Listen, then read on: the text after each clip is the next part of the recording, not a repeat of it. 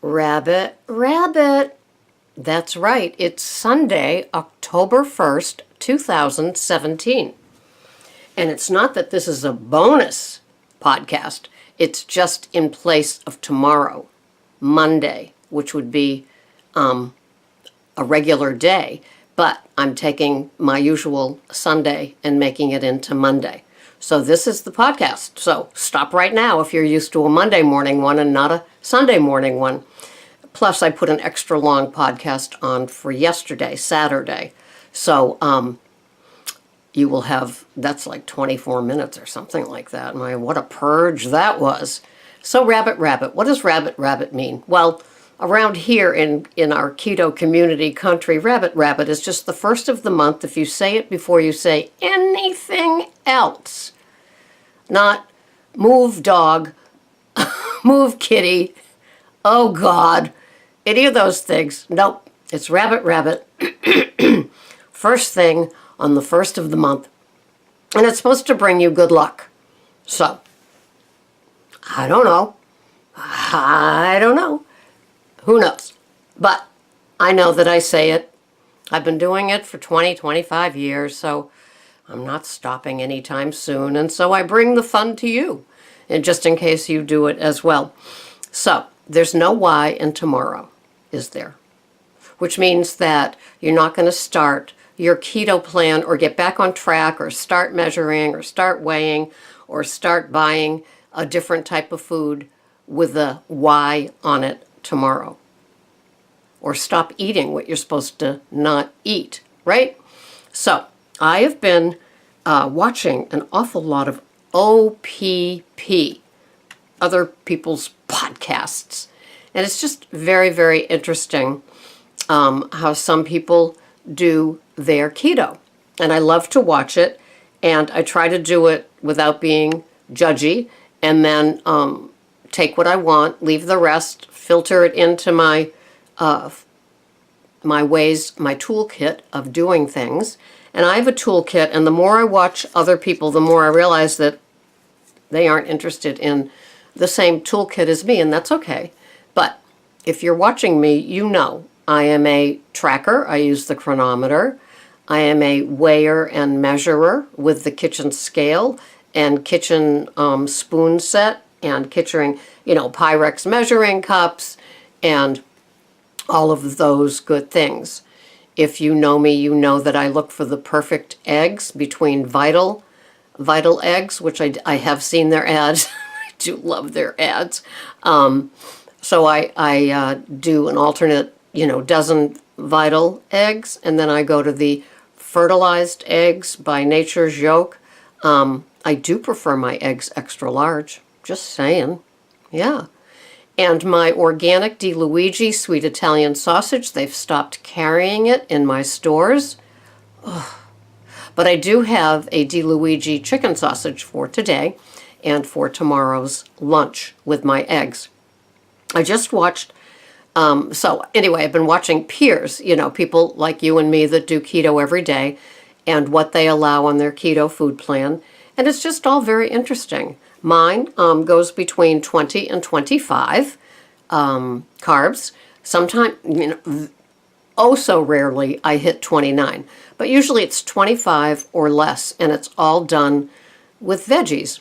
And I just put together a ricotta, cauliflower crumble, asparagus and yellow squash little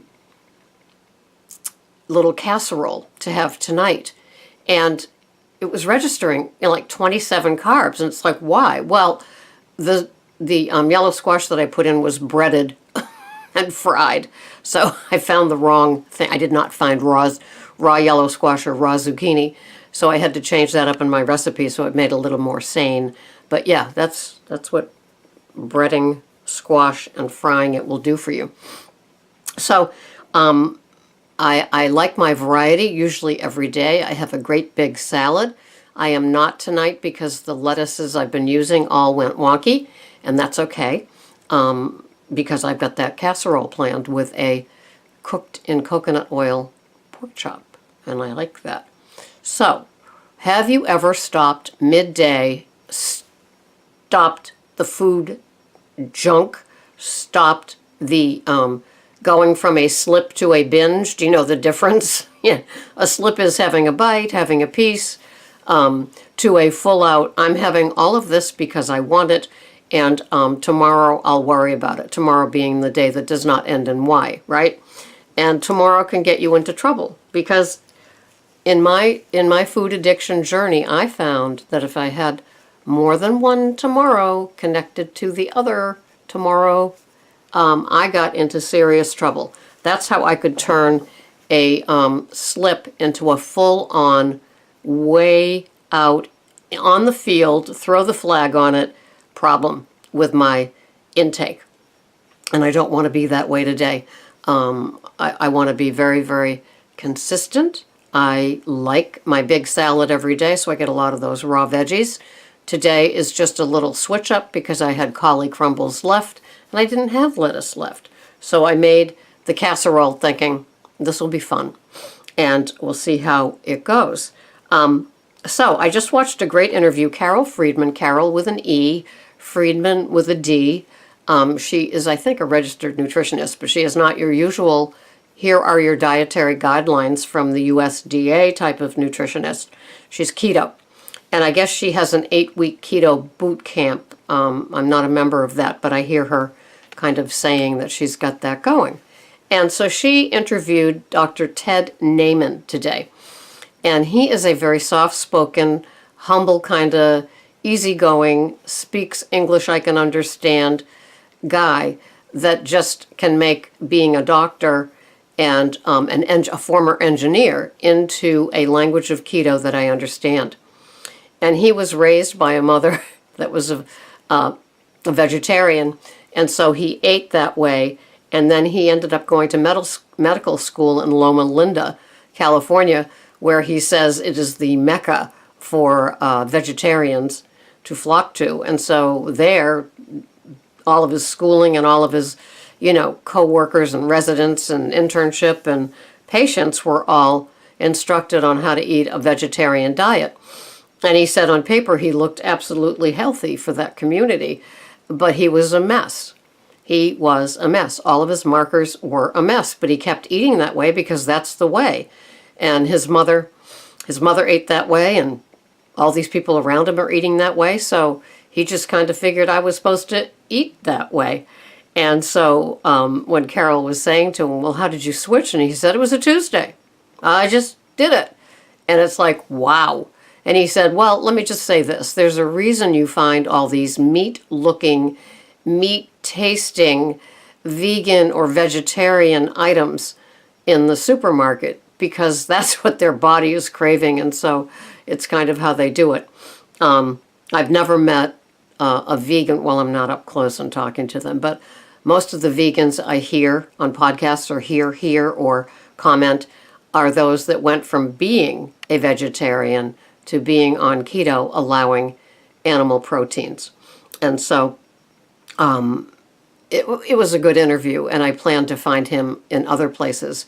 And Carol was on a high because she just got off of the Low Carb USA retreat with all the people that she heard.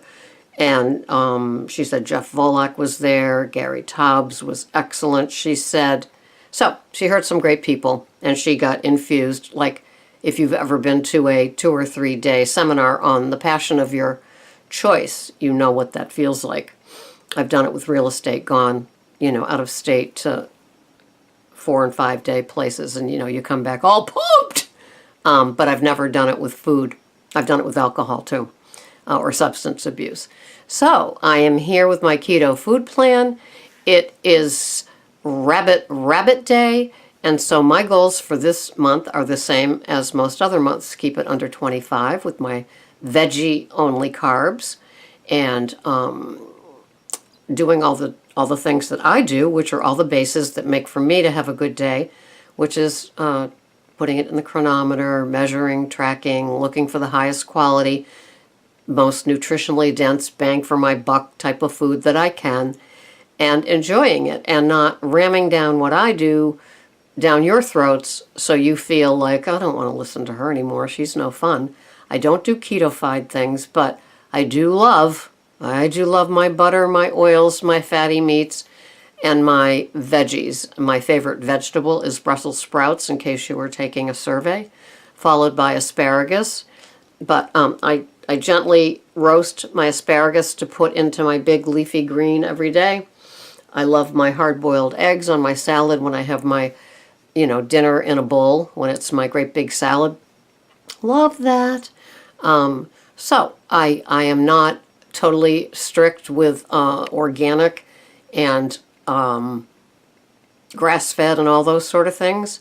I shop judiciously and enjoy what I'm having. I do stay away from artificial sweeteners and flavors to the best of my knowledge. And I have Zyla in my coffee. And that seems to just tame any beast out there that thinks that having sugar would be a good idea.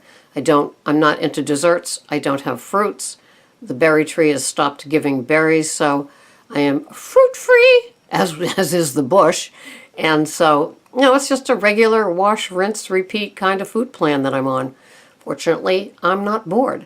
So my goals are the same, to stay under 25, have that little flexibility with the scale, that 1 to 2 pound thing. It's kind of stayed in that 1 pound thing for the last month, so I'm very, very happy about that.